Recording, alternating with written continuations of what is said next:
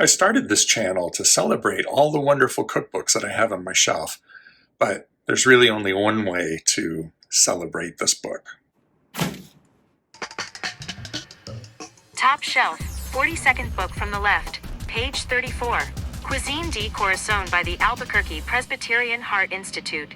Red chili enchilada bake. Today we're cooking from Cuisine de Corazon, heart-healthy recipes from New Mexico. New Mexican cuisine is one of my favorites. It's not one that's well known outside of the region. It's got its own history, its own flavors. I spent most of my 90s in New Mexico, went to school out there, stayed a few years after that to work, and just love the food. None of the local restaurants feature New Mexican cuisine. If I want it, I have to make it myself. The recipe that was selected today is red chili enchilada bake. It's a pretty typical rolled enchilada recipe, which is one difference from the standard New Mexican enchiladas, which are flat. And most everywhere else, when you order enchiladas or make enchiladas, they're rolled like we're going to be doing today. But most of the enchiladas up and down the Rio Grande Valley are stacked on a plate like pancakes. This is not that, which was a little surprising. They're vegetarian, and so it's going to be onions and corn and beans all rolled together inside corn tortillas. We're going to make red enchilada sauce from scratch. The rolled enchiladas are going to be baked in that sauce. Then we're going to add just a little bit of cheese at the end, get that all hot and bubbly in the oven, and dig right in. Should be really good. Should be really good. Should be really good. But since these enchiladas are rolled, not stacked, the tortillas themselves need to be pretty pliable. We don't want them cracking and splitting as we try to roll these things up. The best way to do that is with a little bit of water and a little bit of heat.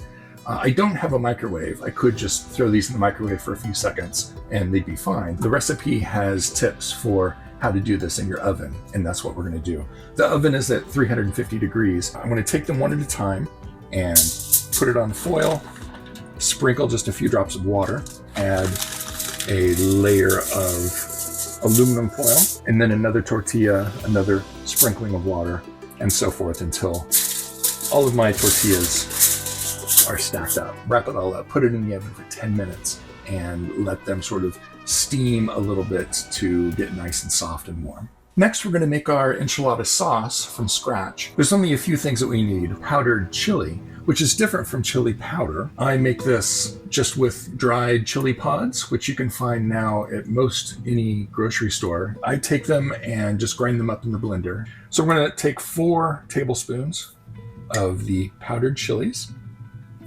2 cups of warm water,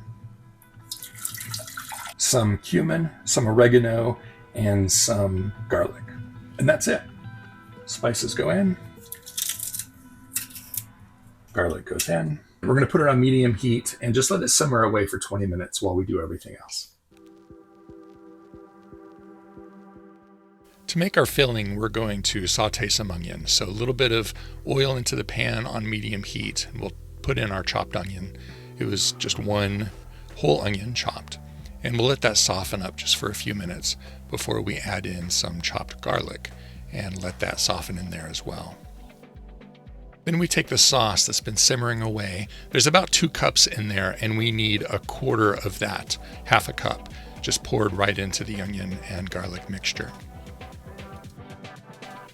When that's incorporated, we'll take a small 7-ounce can of corn that's been drained and just dump that right in, followed by a 16-ounce can of pinto beans that's been rinsed and drained. No salt, no pepper, no additional seasonings other than that powdered cumin. It made me wonder if they called for canned corn and beans as a way to regulate the salt content in the recipe.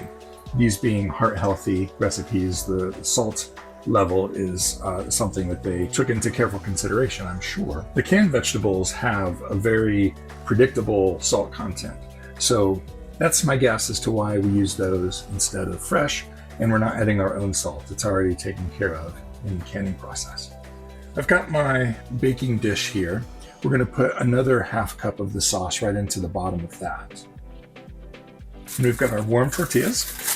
I have never used this method for heating tortillas before. They have stuck to the aluminum foil. I don't think they're going to be usable. Maybe some of them are. We'll give it a try. We take 1/3 cup of our filling, put it right into our tortilla, and roll it up. And then place that seam side down into our pan.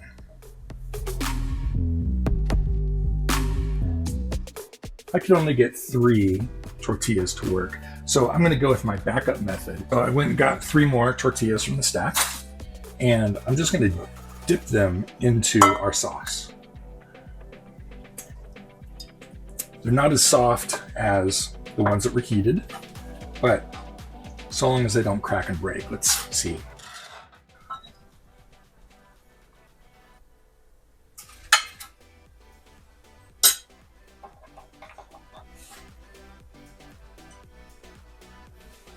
Gently, gently, and into the pan. So it did crack a little bit. I think had I planned for this, I could have had these sitting in the sauce to soften up a little bit more.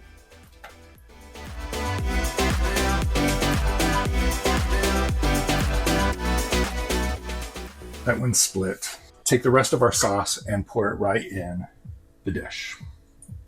Right over the top. And then we cover it up and bake it for 15 to 20 minutes. Now the recipe doesn't say what to set the oven to. I'm just leaving it at 350. That's what it said for heating up the tortillas. And even though that really didn't work out, I'll stick with it for this. Our enchiladas have been in the oven for just over 15 minutes. And I gotta be honest, they don't look all that pretty. We're gonna sprinkle some cheese over the top, put it back into the oven, and let the cheese melt.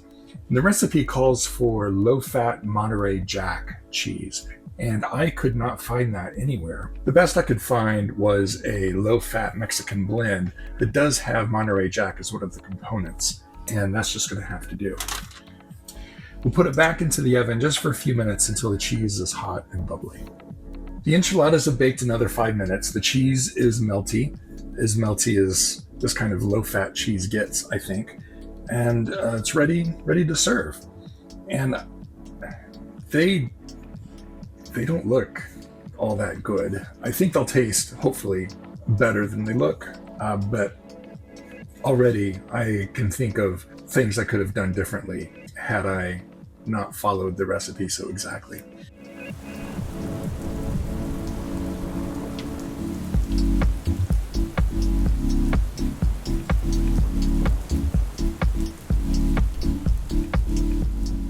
I've got my 1 enchilada on a plate. I haven't tried to plus it up with any additional hot sauces or sour cream or anything other than what was strictly in the recipe. The tortilla, this was one of the good tortillas, and still it's cracked and it looks dry.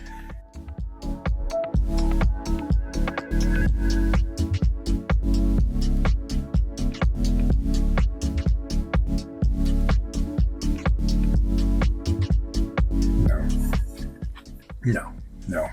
I am not gonna make this again. I don't know if I'm gonna finish what I cooked tonight. This is supposed to be our dinner. So I can see what they're going for, what they tried to do. They tried to take a traditional rolled enchilada and strip away some of the more unhealthy things. I know it would be possible to make vegetarian enchilada like this that is much more flavorful and still be just as healthy as what they were attempting here. Perhaps someday I'll go and remake some of the failures. I know there's going to be many more failures for this channel. The recipes, are randomly selected.